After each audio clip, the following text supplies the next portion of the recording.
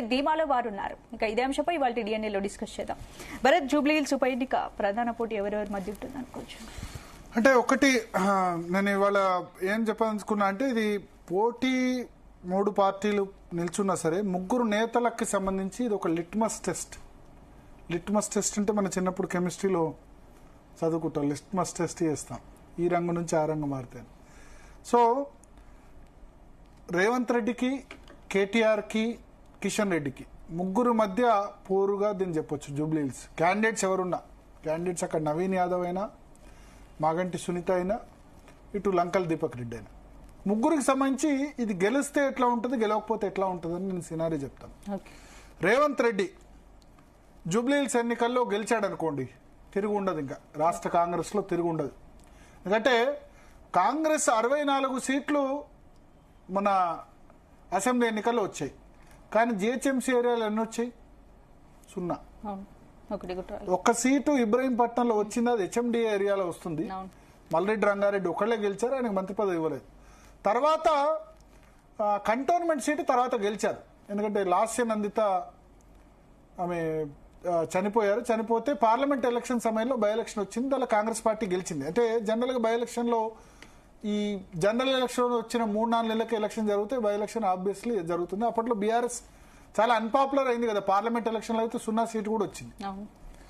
So అది వేరు. ఇప్పుడు జూబ్లీహిల్స్ లో బీఆర్ఎస్ ఒక క్యాంపెయిన్ చేస్తుంది. హైదరాబాద్ బ్రాండ్ మొత్తం పడిపోయింది, రియల్ ఎస్టేట్ పడిపోయింది, జిఎస్టీ నెగటివ్ లోకి పోయింది, హైడ్రా వల్ల హైదరాబాద్ కొలాప్స్ అయిపోయింది, మొత్తం రియల్ ఎస్టేట్ రేట్లు తగ్గిపోయినాయి, కాంగ్రెస్ ప్రభుత్వం మీద తీవ్ర వ్యతిరేకత ఉంది. ఇటువంటి సమయంలో, ఇంత వ్యతిరేకత ఉన్న సమయంలో జూబ్లీహిల్స్ లో కనుక కాంగ్రెస్ పార్టీ గెలిచింది అనుకోండి, రేవంత్ రెడ్డి తిరిగి ఉండదు. ఇంకా ఆయన 5 సంవత్సరాలు ముఖ్యమంత్రిని రూఢి చేసుకోవచ్చు. ఆయన వెంటనే లోకల్ బాడీ ఎలక్షన్ పెట్టేస్తారు రేవంత్ రెడ్డి. ఓడిపోయింది కాంగ్రెస్ పార్టీ అనుకోండి, రేవంత్ రెడ్డికి ఇమీడియట్ గా సొంత పార్టీ నుంచే పొగ స్టార్ట్ అవుతుంది.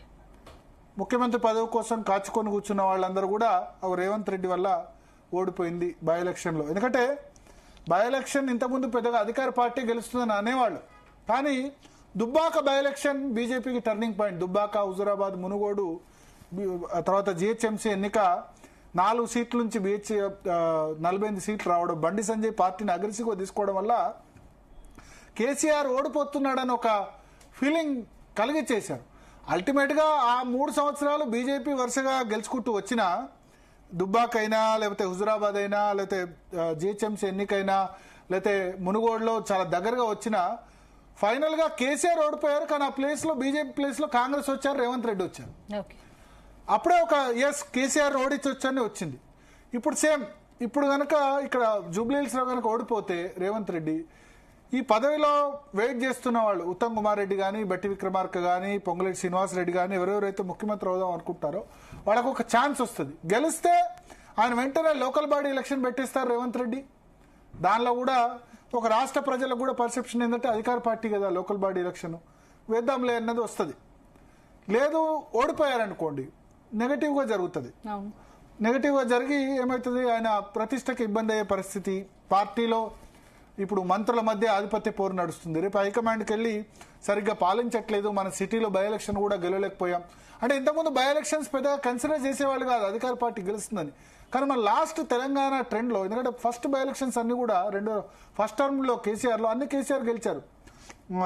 మీకు మెదక్ ఎంపీ గెలిచారు, వరంగల్ ఎంపీ గెలిచారు, తర్వాత పాలేరు రామరెడ్డి వెంకటరెడ్డి చనిపోయిన స్థానాన్ని గెలిచారు, నారాయణ ఖేడ్ గెలిచారు, అన్ని గెలిచారు కదా. సో అటువంటి వరంగల్ బై ఎలక్షన్ కడియం శ్రీహరిని అక్కడ రాజీనామా చేయించి పసునూరి దయాకర్ గెలిచిన పరిస్థితి. కానీ సెకండ్ టర్మ్ లో అన్ని ఎదురు దెబ్బలే, దాంతో కేసీఆర్ ఓటమి ఖాయమైపోయింది.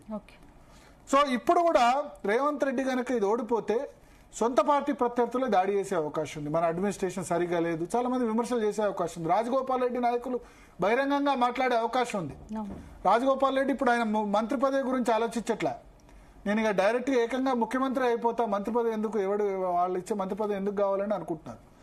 సో పార్టీలో, సొంత పార్టీలో ప్రత్యర్థులు ఎదురవుతారు. ఇది రేవంత్ రెడ్డి సినారియో. గెలిస్తే తిరుగుండదు, 5 సంవత్సరాలు ఆయనే సీఎం, రాసి పెట్టుకోండి. జూబ్లీహిల్స్ లో గనక రేవంత్ రెడ్డి గెలిస్తే క్రెడిట్ మొత్తం ఆయనకే పోతుంది, ఎవరు ఇన్ఛార్జ్ ఉన్నా. 5 సంవత్సరాలు ఆయనే సీఎం.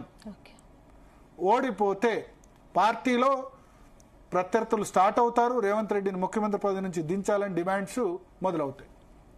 అంటే ఒక గెలిస్తే గనక అదే ఆయన ఇదే ఊపులో స్థానిక సంస్థల ఎన్నికలు కూడా పెట్టిస్తారు. ఇది రేవంత్ రెడ్డి సినారీ.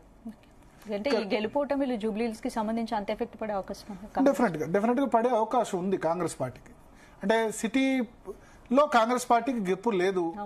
ఇద్దరు కార్పొరేట్లు మాత్రమే 150 ఉన్నారు. పంచాయతీ ఎన్నికల మీద ఎఫెక్ట్ పడుతుంది. బీసీ రిజర్వేషన్ల దెబ్బ ఆల్రెడీ తగులుతోంది. ఓకే, తర్వాత మున్సిపల్ ఎలక్షన్ పెట్టాలన్నా, జిహెచ్ఎంసీ ఎన్నికలు పెట్టాలన్నా, జిహెచ్ఎంసీ టర్మ్ కూడా అయిపోతుంది నవంబర్లో, పెట్టాలన్నా 1-2 సార్లు ఆలోచించుకోవాల్సిన పరిస్థితి వస్తుంది. ఇక్కడ అంత ప్రెస్టీజియస్గా అధికార పార్టీ తీసుకుంది. ఇక సినారియో 2 అంటే కేటీఆర్ సమయం చూద్దాం.